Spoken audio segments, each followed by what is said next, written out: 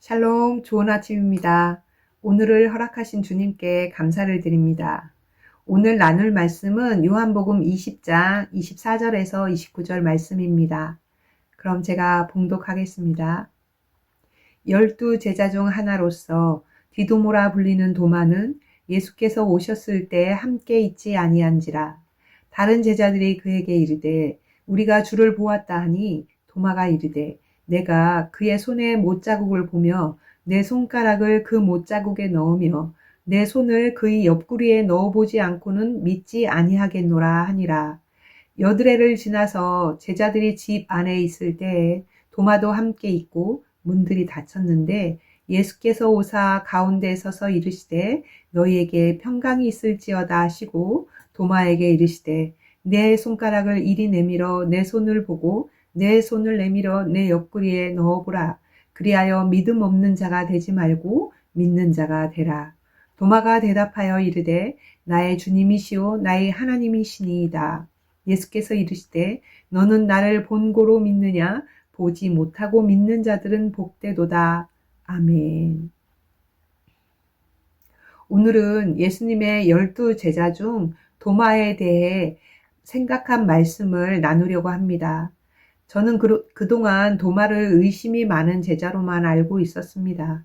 그런데 도마가 예수님의 제자로서 어떻게 행했는지를 살펴보다가 그가 12 제자 공동체에 얼마나 귀한 역할을 했으며 또 도마로 인해서 밝혀진 진리와 신앙생활의 좋은 면들을 우리에게 많이 제공해주고 있다는 것을 알게 되었습니다. 요한복음서에 나오는 세 가지 사건을 통해 그의 성격이나 그가 어떤 신앙을 가졌는지 알게 되었습니다.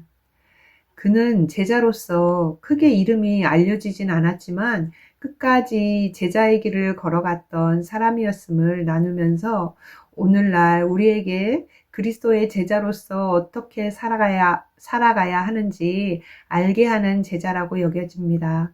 예수님의 부활로 말미암아 도마에게 주셨던 놀라운 은혜가 우리에게도 주어져서 그리스도인으로 살아가는 삶의 지혜를 얻을 수 있기를 소망합니다. 첫째로 그는 제자의 도리를 따라 살았습니다. 예수님께서 예루살렘에서 복음을 전하시다가 유대인들이 돌을 들어 예수님을 죽이려 함으로 제자들과 함께 요단강을 건너서 세례 요한이 세례 주던 곳에 이르러 복음을 전하시고 계셨습니다. 그러던 중 예루살렘에서 좀 떨어진 베다니라는 곳에 사는 나사로가 병들어 누워 있다는 소식과 이어서 나사로가 죽었다는 소식이 들려왔습니다. 예수님께서는 사랑하셨던 나사로를 찾아가려고 베다니로 가자고 하니 제자들은 유대인들이 얼마 전까지만 해도 돌멩이를 들어서 예수님을 죽이려고 했던 곳이라며 반대했습니다. 따라가려고 하지 않았습니다. 그러나 예수님의 의지는 확고했습니다. 그때 곧 요한복음 11장 16절에서 디두모라 하는 도마가 다른 제자들에게 우리도 주와 함께 죽으러 가자 라고 합니다. 도마가 이렇게 말할 수 있었던 이유는 스승이 좋아서라기보다는 제자의 도리를 따라서 살아야 된다는 것이 도마의 신념이었겠죠. 제자의 도리란 스승이 가자 하면 스승과 동행해서 가는 것입니다. 예수님의 뜻이 변하지 않을 것임에도 불구하고 제자들은 머뭇거리지 않았을까요? 그런데 우리가 주와 함께 죽으러 가자라는 도마의 결의에 찬 말이 제자로서 지녀야 할 마땅한 도리임을 알고 예수님과 함께 베다니로 가게 됩니다.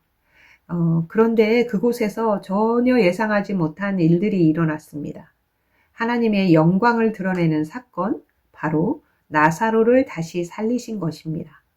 그래서 그곳에서 제자들은 예수님은 하나님께서 보내신 하나님의 아들 메시아라는 믿음을 갖게 되고 주님을 따라가는 계기가 됐다는 것입니다.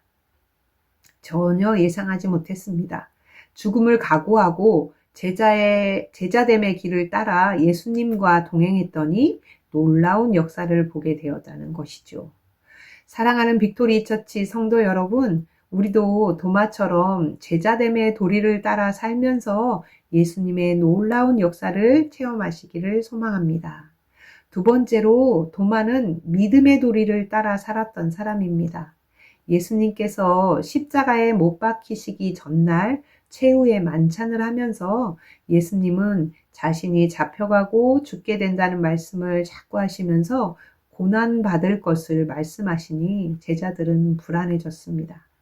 안 그래도 지금 위협을 받고 있는데 예수님마저 없으면 버림받는 건 아닌가? 불안하고 두려웠습니다.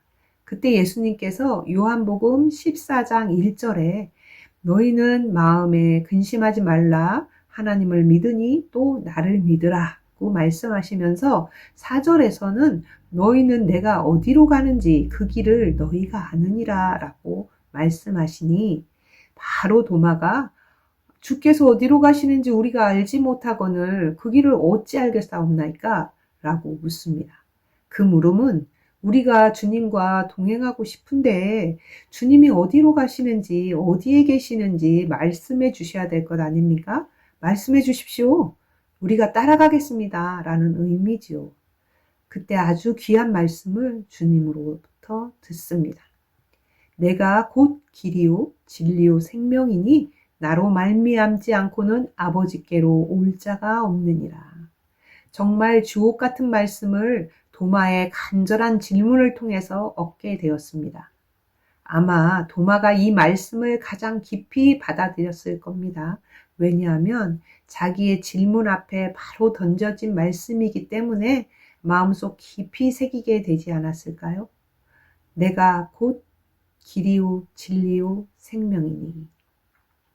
주님께서 도마 자신의 인생의 의지가 되신다는 확신과 믿음을 가지고 믿는 자의 도리를 행하며 살아간 도마는 좌절해도 금방 일어나 제자의 길에서 떠나지 않고 끝까지 그 삶의 길을 하나님 앞에서 걸어갈 수 있는 사람이 될 수 있었던 것입니다. 우리는 살다가 겪는 어려움 앞에 멈춰설 때가 얼마나 많습니까? 더 이상 갈림이 없어서 주저앉을 때가 얼마나 많습니까? 이런 마음이 들 때마다 주께서 길이 되심을 믿으시고 주께서 진리 되심을 믿으시고 주께서 생명 되심을 믿으시길 바랍니다.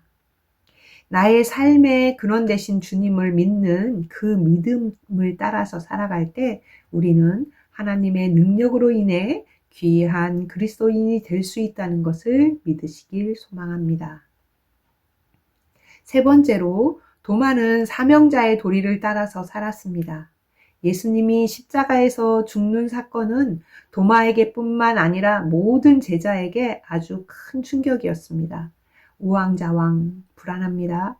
언제 죽음이 그들에게 다가올지 두렵습니다. 지금까지 예수님을 따르면서 예수님이 하신 말씀대로 살았는데 그 예수님이 죽으셨으니 얼마나 충격이겠습니까?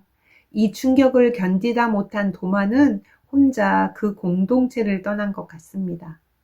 도마가 떠났을 때 예수님께서는 약속하신 대로 그 제자 공동체에 찾아오셔서 그 공동체에 부활을 확신시켜 주셨고 평강을 주셨고 성령을 불어넣어 주십니다. 예수님의 죽으심으로 슬프고 괴롭고 불안하고 두려운 가운데 예수님의 부활을 확신하게 하시고 아무것도 할 수 없다고 생각했던 제자들에게 사명을 주셨고 평강의 축복을 주셨습니다. 인생을 살면서 우리 마음이 평강하지 않으면 모든 것 다 가지고 있어도 무의미하고 마음이 평강하면 세상이 요동치더라도 흔들리지 않을 것입니다. 이 평강이 얼마나 감사하고 귀한 축복인지요. 이 제자 공동체에 예수님이 오심으로 제자들은 회복되었습니다.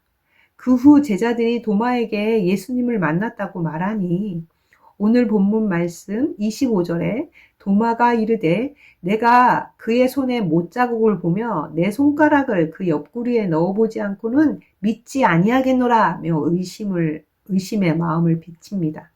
그런데 8일 후에 도마가 제자들과 함께 있던 날 예수님이 그 공동체에 다시 나타나십니다.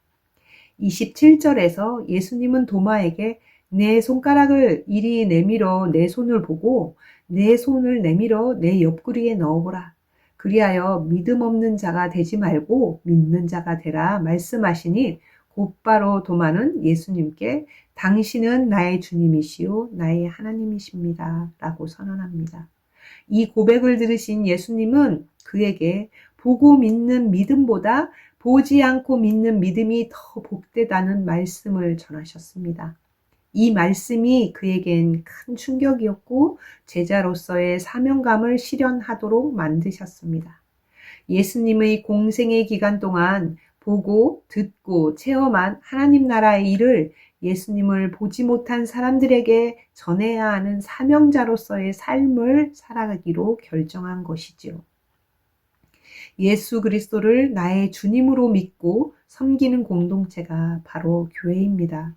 그래서 도마는 교회를 개척하는 것을 자기의 사명으로 삼았습니다. 바로 이 고백으로 복음을 전하기 위해서 최선을 다했다고 합니다.